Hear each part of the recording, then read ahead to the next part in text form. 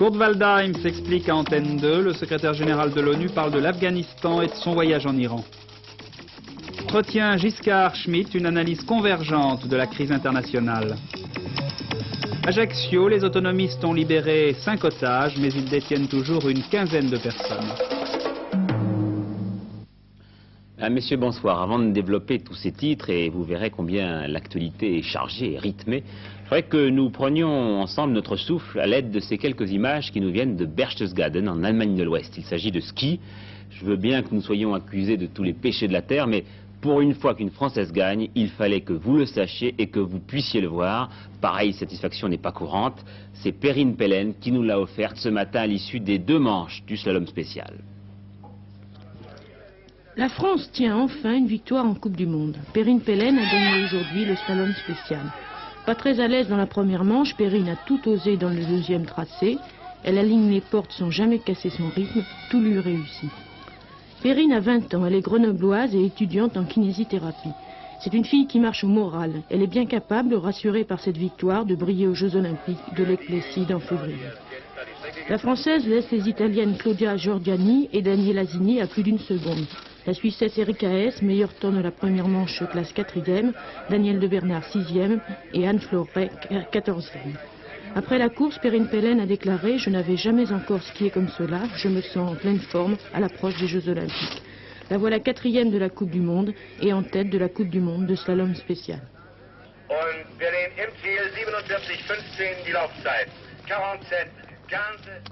Voilà, et Christine Paris s'en est tout émue. Alors maintenant, nous cachons notre chauvinisme sous notre mouchoir et nous abordons les grands problèmes du monde.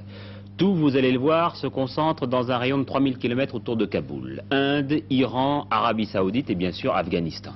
Les répercussions de la crise afghane sont multiples. Nous commençons d'abord par son incidence sur le voyage de Georges Marchais à Moscou. Voici tout d'abord les images que nous n'avions pas reçues hier, celles de la rencontre entre le leader communiste français et Léonid Brejnev.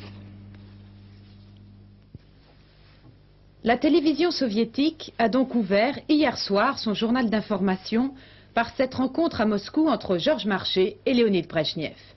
Selon l'agence TASS, les conversations se sont déroulées dans un climat d'amitié et de cordialité. Leur contenu, toutefois, est resté pratiquement secret.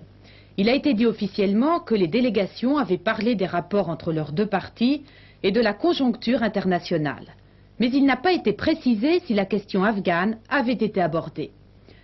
Aujourd'hui, dès ce matin, les entretiens ont repris au siège du comité central. Aucune information n'a encore franchi la grande discrétion observée tant du côté français que du côté soviétique. On sait seulement ce soir que Léonid Brejnev a participé à cette séance de travail.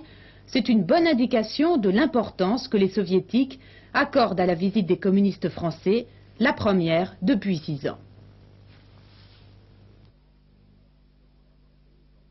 Vous savez qu'avant de se rendre à Moscou, Georges Marchais avait fait un court voyage à Rome samedi dernier. Et par l'absence de référence à l'affaire afghane dans le communiqué qui suivit sa rencontre avec Enrico Berlinguer, il était clair que les 2 partis communistes n'avaient pas du tout le même point de vue, puisque les Italiens ont condamné sans appel l'intervention soviétique à Kaboul. Même condamnation de la part des communistes espagnols, dont Paul Naon vient de rencontrer l'un des principaux dirigeants. Cette intervention est une violation des principes d'indépendance, d'intégrité territoriale, de souveraineté, de non-ingérence, qui sont pour nous des principes essentiels, qui sont substantiels à notre idéal de socialisme et aussi que nous considérons fondamentaux pour la défense de la paix, pour une situation mondiale basée sur la détente et sur une diminution des dangers de guerre. Monsieur Ascaraté, les 3 partis communistes d'Europe occidentale n'ont pas parlé d'une même voix. Alors, est-ce qu'on assiste en ce moment à la fin de l'eurocommunisme? Écoutez, c'est vrai, vous avez avec raison mentionné le fait qu'il y a eu des réactions différentes. Je veux souligner que, par exemple, le Parti communiste italien a une attitude d'une grande clarté sur cette question. Alors, disons, et je ne suis pas ici pour faire de la polémique, mais est-ce que l'eurocommunisme, sa réalité, le fait qu'il est vivant ou mort, dépend du fait qu'il y ait des différences ou non. Ça, c'est la question. À mon avis, l'eurocommunisme ne signifie pas identité. Ma thèse est la suivante. L'eurocommunisme, loin d'être dans la décadence, est au contraire, je dirais, plus nécessaire que jamais dans cette conjoncture actuelle, et je dirais face à l'intervention militaire soviétique en Afghanistan.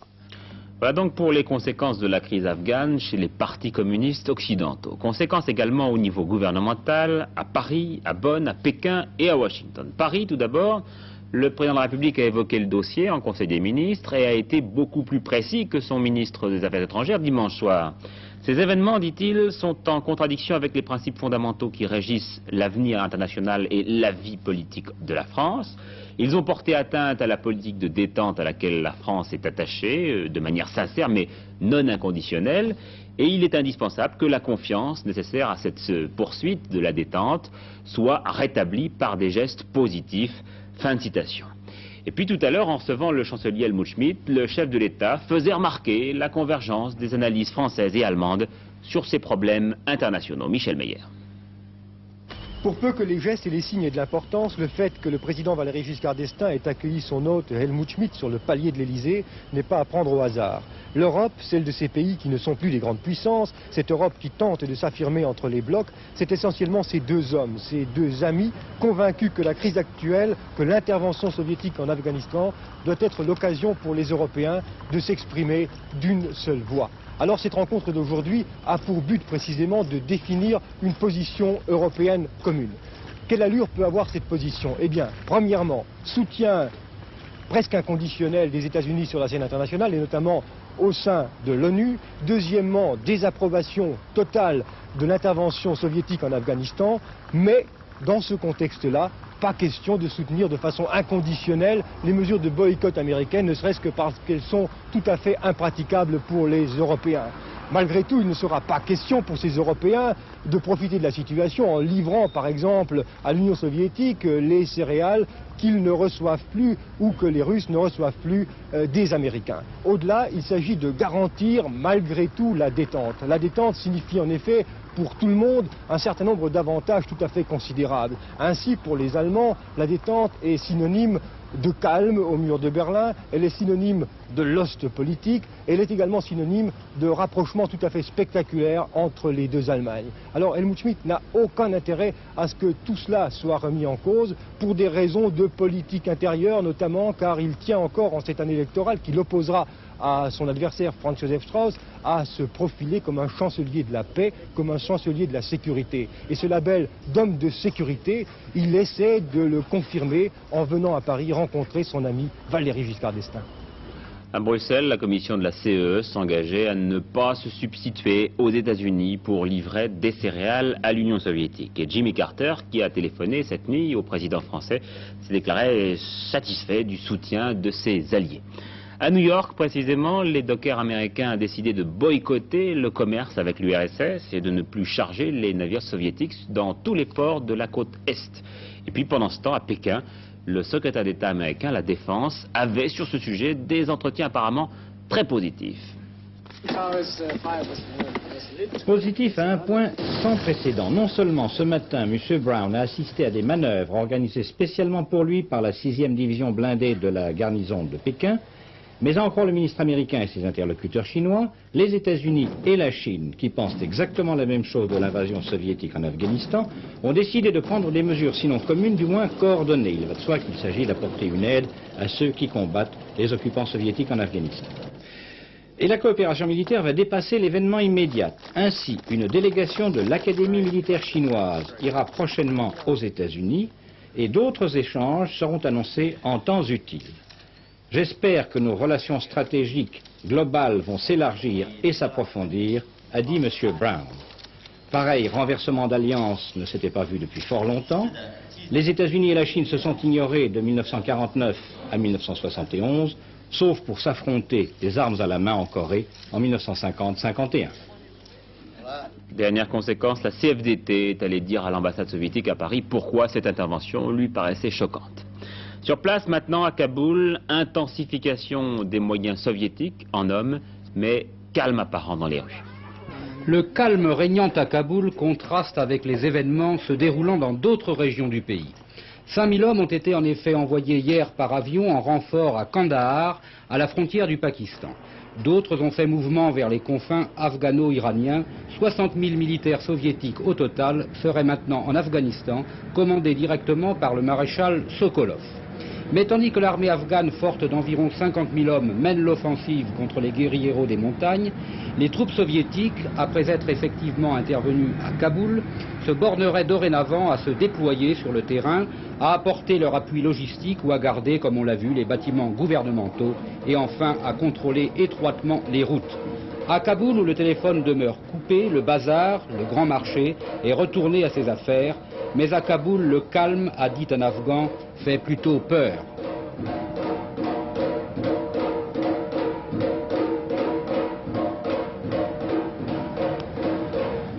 Ceci encore, dans leurs articles, les journalistes étrangers à Islamabad, au Pakistan, sont fermement invités à n'employer ni le mot soviétique ni le mot russe, sinon pas de communication, et cela limite les bavures, surtout quand ces bavures sont 60 000.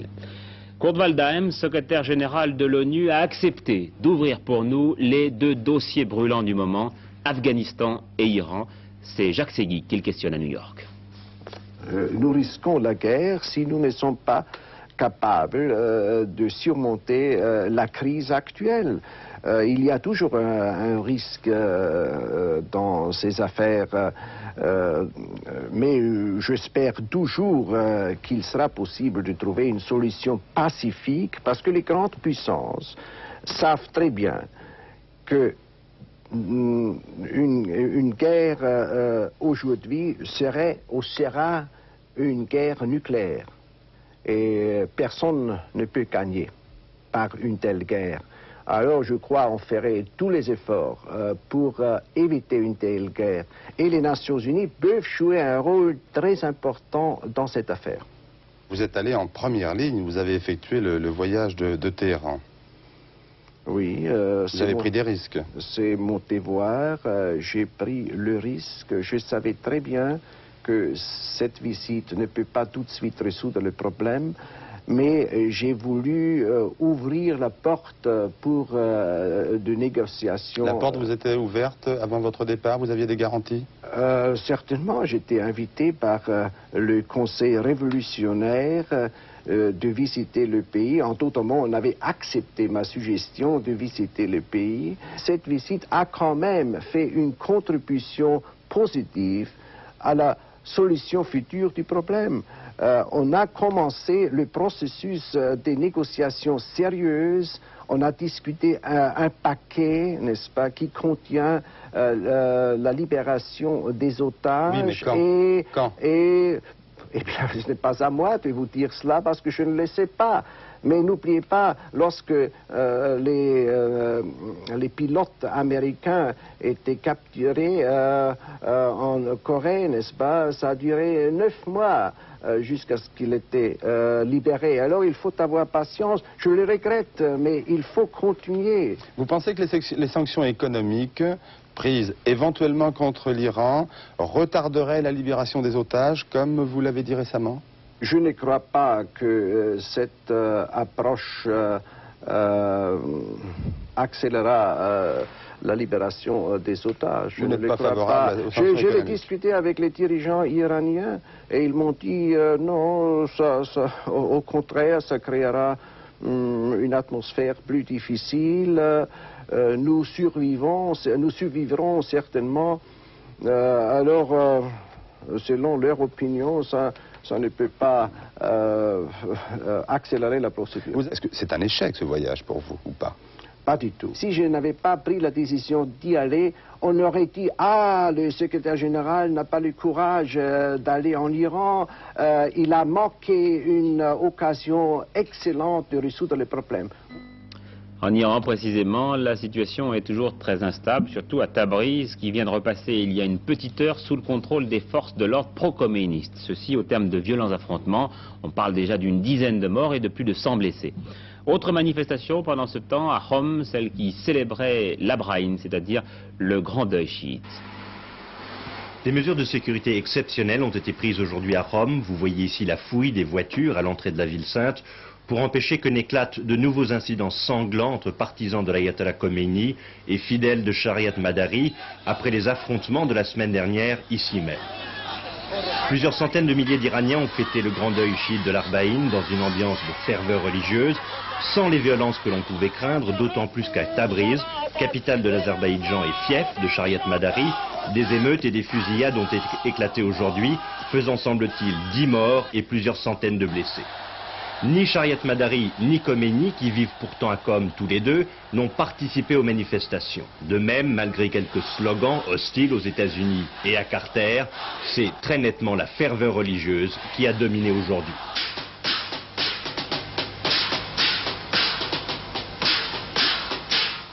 Et j'ajoute à destination des téléspectateurs des dossiers de l'écran hier soir que la jeune étudiante iranienne couverte d'un foulard n'était autre que la fille de M. Bani Sadr, l'ancien ministre des Affaires étrangères. Islam toujours, l'exécution de 63 membres du groupe de ceux qu'on appelle les renégats et qui avaient attaqué en Arabie Saoudite en novembre la grande mosquée de la Mecque. Exécution par décapitation. Il n'est pas question de vous les montrer, mais sachez que ce sont ces hommes que vous voyez qui ont été passés ce matin à l'aube de vie à trépas. Inde s'est confirmée, Indira Gandhi a bien les 2/3 du Parlement derrière elle. Elle peut ainsi songer à modifier à son gré la Constitution. Ce matin, elle en a pleuré d'émotion et je vous assure que c'est très rare chez cette femme-là. D'ores et déjà, je peux vous annoncer que le 28 janvier prochain, c'est-à-dire un lundi, nous ferons une journée indienne, un petit peu comme nous l'avions fait pour la Chine en octobre dernier. Patrick Lecoq vous présentera le journal de 13 h d'un petit village près de Bombay. J'aurai le plaisir de vous retrouver à 20 h de Calcutta. Et puis ensuite un magazine coordonné par Claude Carré et Simon Drey. D'ores et déjà, des équipes sont déjà en train de tourner depuis plus d'une semaine en Inde. Enfin, un mot encore sur l'actualité à l'étranger avec la suite des entretiens Begin-Sadat. Cela se gâte un peu. Les Égyptiens estiment qu'Israël veut à tout prix détourner l'attention de l'autonomie palestinienne. Nous en venons maintenant avec l'actualité française. L'actualité étrangère était, vous le voyez, très chargée aujourd'hui.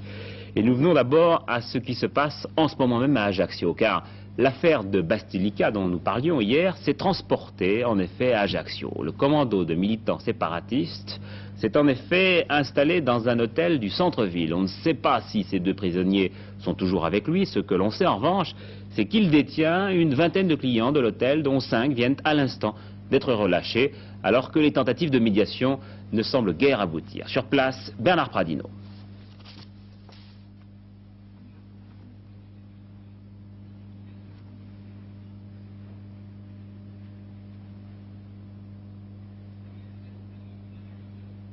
Bernard Pradino qui est à Ajaccio et qui devrait intervenir dans les secondes qui viennent. Apparemment, il n'intervient pas.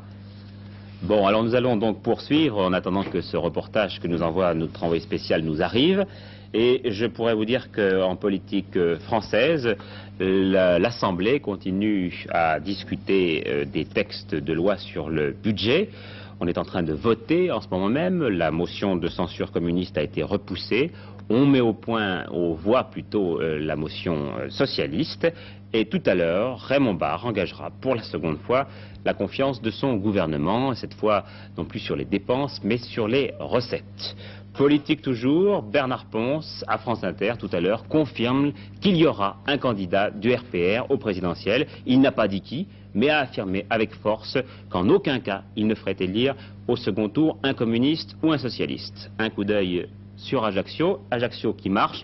Voici donc le reportage que nous envoie à l'instant Bernard Pradino sur les événements de Bastilica qui se sont, je vous l'ai dit, transportés à Ajaccio, dans un hôtel du centre-ville. La situation très inconfortable des uns et des autres a de bonnes chances de s'améliorer. D'abord, celle des personnes retenues à l'hôtel Fetch, en plein centre d'Ajaccio. Il y avait 10 personnes ce matin, puis 7 en début de soirée, peut-être moins tout à l'heure.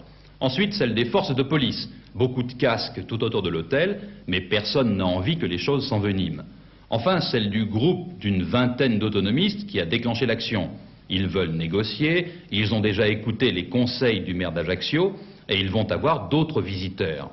Pourquoi cette opération? En fait, s'il y a des attentats en Corse, ils ne sont pas tous de la même main. D'un côté, il y a les autonomistes, groupe reconnu. De l'autre, les séparatistes, groupe clandestin. Et puis il y a aussi le Francia, un groupe d'action anti-indépendantiste qui pose des bombes contre les autonomistes. Le groupe Francia serait noyauté par des membres du SAC, service d'action civique, sympathisants gaullistes. Et à Bastelica, dimanche dernier, ce sont 2 hommes soupçonnés d'appartenir à ce groupe Francia qui ont été pris en otage. Tout avait commencé comme cela, autonomistes contre anti-autonomistes. Mais il faut être réaliste, Ajaccio a 50 000 habitants, ce soir, près de l'hôtel Fetch, il y a beaucoup de policiers, mais il n'y avait que 150 curieux. Le Parti communiste dénonce ce soir l'existence de barbouzes et proteste contre les manœuvres policières dans l'île en ce moment. Grève à la SNCF, 2 mouvements parallèles, les autonomes cessent le travail entre le 14 et le 16 janvier, et puis la CGT et la CFDT entre le 12 et le 20 janvier. On s'attend à une perturbation du trafic, surtout entre le 12 et le 15 janvier, donc prenez d'ores et déjà vos précautions. Retour au Conseil des ministres de ce matin pour des explications sur 3 décisions concrètes. Tout d'abord, le renforcement des moyens de lutte contre les incendies. Des feux de forêt, chaque année, vous le savez, le feu détruit des milliers d'hectares de bois. En 10 ans, près de 350 000 hectares sont partis en fumée. Alors devant ce fléau, le gouvernement a débloqué aujourd'hui 880 millions de francs. Juillet, août 79, un été tragique pour la forêt méditerranéenne, comme il en revient tous les 4 ou 5 ans. Plus de 50 000 hectares ont été incendiés. 6 mois après, le spectacle est désolant. Ici, les arbres ne repousseront plus. Principal responsable, les broussailles. Le moindre mégot embrase le maquis méditerranéen. À Gardanne, l'INRA a installé un banc d'essai qui teste la combustibilité des végétaux et l'efficacité des produits retardant le feu, produits mélangés à l'eau des canadaires. Les chiffres le prouvent, 95% des feux démarrent le long des voies de communication. De ces chiffres, les pouvoirs publics retirent principalement 3 conclusions. La première, c'est qu'il est indispensable de bien nettoyer les abords des voies de circulation, que ce soit des pistes forestières ou que ce soit des routes. La seconde, c'est qu'il est indispensable qu'à la manière des gardiens de jardins publics, il y ait des patrouilles dans les zones forestières pendant la période estivale, où ces zones sont les plus fréquentées par les touristes. Ceci pour lutter contre les imprudences. Et puis enfin, la dernière, ne pas hésiter peut-être dans certains cas, lorsque les conditions météorologiques sont très sévères, à interdire la circulation sur certaines voies. De toute façon, il faut nettoyer les sous-bois. Ici, l'Office national des forêts s'y emploie. Près de 500 sapeurs forestiers débroussaillent tous les jours. Mais pour protéger plus encore la forêt, d'autres actions sont envisagées. De créer des pare-feux, c'est-à-dire des endroits où on enlève la broussaille, où le feu ne s'arrêtera pas de lui-même, mais où les pompiers pourront venir lutter, première chose. Et seconde chose, de venir immédiatement sur tout feu, c'est-à-dire d'arriver très vite. C'est la raison pour laquelle ces équipes de sapeurs forestiers ont avec eux un camion-citerne et peuvent partir immédiatement sur l'incendie, c'est-à-dire ne pas perdre une seule minute, être là dans 2-3 minutes après le premier signalement de départ de feu. 65% de la forêt méditerranéenne appartient à des propriétaires privés. Pour eux, débroussailler coûte trop cher et ils ne le font pas. Cependant, depuis peu, certains préconisent un moyen beaucoup plus économique pour le faire, le mouton. Je préconise le mouton comme solution pour le nettoyage du sous-bois de la forêt et peut-être ensuite pour la réanimation de cette forêt, car dans un deuxième temps, lorsque la forêt a été nettoyée, à ce moment-là, le sous-sol qui est actuellement dans un état désertique peut à nouveau porter de l'herbe. Et portant cette herbe, il peut également faire vivre un troupeau, ce qui est un moyen de ramener à la vie ce qui est actuellement, se trouve dans un état pratiquement désertique. D'autres vont plus loin encore. C'est le cas de Pierre Caillot. Sur sa forêt de 500 hectares, il en a défriché 100 qu'il transforme en terrain agricole et qu'il utilise aussi comme pare-feu. Il fait environ 100 à 200 mètres de large. Il permet d'entretenir des cultures et par voie de conséquence des troupeaux qui, par le fait qu'ils vont manger l'herbe et manger toutes les broussailles ou les repousses, vont entretenir la propreté, donc le feu aura beaucoup moins de chances de pouvoir passer d'un côté à l'autre. Ce paysage est peut-être celui de la forêt méditerranéenne du XXIe siècle, permettant le développement harmonieux de l'agriculture et de la forêt. Mais à quel prix? Et uniquement si tout le monde prend conscience de la mise en valeur de ce patrimoine forestier. Toujours en Conseil des ministres, des mesures maintenant en faveur des conjoints de commerçants et surtout d'artisans. Les artisans ont déjà bénéficié de mesures intéressantes pour ce qui est des apprentis, ce qui a contribué à stopper la fermeture de nombreuses petites entreprises. Restait le problème des conjoints, c'est-à-dire essentiellement les femmes. Un reportage de Patricia Coste. Eux, ils ont un métier que souvent ils ont choisi pour être leur seul maître pour le bel ouvrage. Pendant ce temps-là, à plein temps, leurs femmes participent aussi à l'entreprise. Votre mari, alors, il vous laisse faire tout ce qui embête? En principe, oui, comme beaucoup d'horlogers, je crois en particulier. Bon, c'est des gens plus ou moins bohèmes, comme beaucoup d'artisans peut-être même.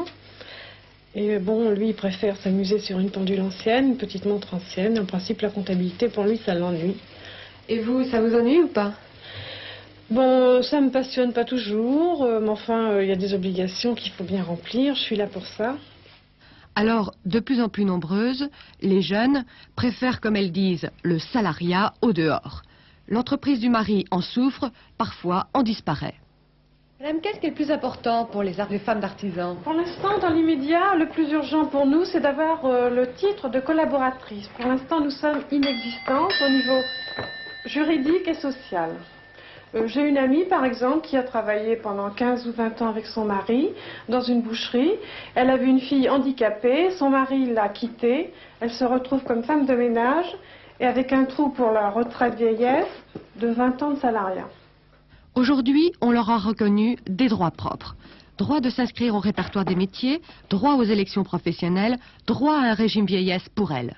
Et le deuxième point qui me semble aussi très important, c'est au niveau des retraites, l'égalité du couple. Étant donné, moi je travaille avec mon mari, je vous donne un exemple, on gagne 5 000 francs à deux dans l'entreprise, il n'y a aucune raison qu'en cas de décès, je ne récupère que 2 500 francs sur ces 5 000 francs. C'est le cas actuellement? C'est le cas actuellement. On a des droits dérivés seulement. Pour leur retraite, les conjoints paieront une cotisation proportionnelle aux revenus de l'entreprise, déductible de l'impôt. Non résolu, le problème des maternités. Le troisième point qui me semble le plus important pour encourager les jeunes femmes à créer des entreprises avec leur mari, c'est de donner une indemnité de repos de maternité. Je pense que c'est la chose la plus importante pour nous dans l'immédiat. Et vous, vous y tenez à votre condition de femme d'artisan? J'y tiens, disons que c'est une condition que j'ai épousée. Avant, elle était coiffeuse, maintenant, elle est parfois nostalgique. Dernière décision du Conseil des ministres, elle concerne la télévision. TDF, Télédiffusion de France, passe désormais sous la tutelle du secrétaire d'État au PET. TDF était auparavant rattaché au ministère de la Culture et de la Communication. Décès hier du maire d'Issy-les-Moulineaux, Raymond Menant, centriste, était maire de cette ville depuis 7 ans. Dominique Marie restera en prison jusqu'à sa confrontation avec le directeur du Canard enchaîné. On avait découvert chez lui les photocopies des feuilles d'impôt du chef de l'État et de Marcel Dassault. Autre détenu maintenu en prison, le cinéaste François Pin, inculpé d'infraction à la loi anti-casseurs. Dans les deux cas, les magistrats ont refusé la mise en liberté provisoire. 2 morts par balle dans un café de Troyes dans l'Aube. Cela s'est passé lundi soir. Les 2 victimes sont des Algériens. L'identité de leurs agresseurs n'est toujours pas connue. Au moment de leur crime, ils portaient des cagoules. Le président de la République a évoqué 2 autres drames à Mulhouse et à Amiens, drames racistes qui font, dit-il, injure à la tradition d'accueil et de tolérance de la France. Une grande première maintenant dans le domaine médical, c'est un bébé d'1 mois pesant seulement 1 kg, un grand prématuré, qui a été opéré hier au centre de soins intensifs au nouveau-né de l'hôpital Port-Royal d'une malformation cardiovasculaire. Il était intransportable. Cette opération s'est donc effectuée directement dans la couveuse du nourrisson. Ce petit bébé, à peine plus gros qu'une main, c'est Damien, né il y a 4 semaines, à 6 mois de grossesse, pesant 750 grammes. Il est né avec tous les problèmes liés à la très grande prématurité, dont un cœur fœtal. 1 mois après sa naissance, en effet, son aorte communiquait toujours avec son artère pulmonaire, alors que normalement ces 2 vaisseaux cessent leur communication sitôt la naissance. Quand les 2 vaisseaux restent anormalement liés, comme ici, le sang de l'aorte peut inonder le poumon, provoquant une insuffisance respiratoire et cardiaque grave, et c'est la mort si l'on ne bouge pas ce canal artériel rapidement. Cette intervention est relativement fréquente. Ce qui fait la particularité du cas présent, c'est que le bébé, beaucoup trop petit pour être transporté, a dû être opéré hier, à thorax ouvert dans 7 couveuses, par une équipe déplacée spécialement de l'hôpital Laennec. L'intervention a duré 1 heure. 24 heures après, Damien a retrouvé une capacité cardiaque et respiratoire normale et va aussi bien que possible. Bon, des images franchement formidables et qui méritaient peut-être l'ouverture de notre journal. Quelques chiffres maintenant, tout d'abord ceux du tiercé, les pronostics en tout cas de Pierre-Brest pour demain, le 15, le 7, le 8, le 17, le 5, le 14 et le 19. J'espère que vous avez eu le temps de noter ces 7 numéros de Pierre-Brest. 6 numéros maintenant, ceux du loto qui a été tiré tout à l'heure, le 7, le 9, le 21, le 39, le 46 et le 47 avec quand même un numéro supplémentaire, le 30. Et puis la météo, avant de refermer ce journal, il a fait un temps froid et sec aujourd'hui sur le nord et le centre du pays. Sur l'ouest, beaucoup de nuages et parfois de la pluie. Demain, le temps sera froid, gris et brumeux sur le nord. Faut me cacher, faut qu'on voit la carte, c'est mieux. Sur le nord, le nord-est, le Jura et les Alpes, où se produiront de nombreuses gelées. Sur les régions méditerranéennes, vous le voyez, le temps sera doux mais humide avec quelques petites pluies passagères.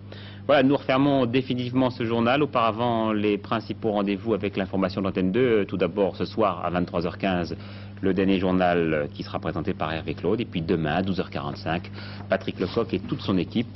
Bonsoir à tous, à demain 20h.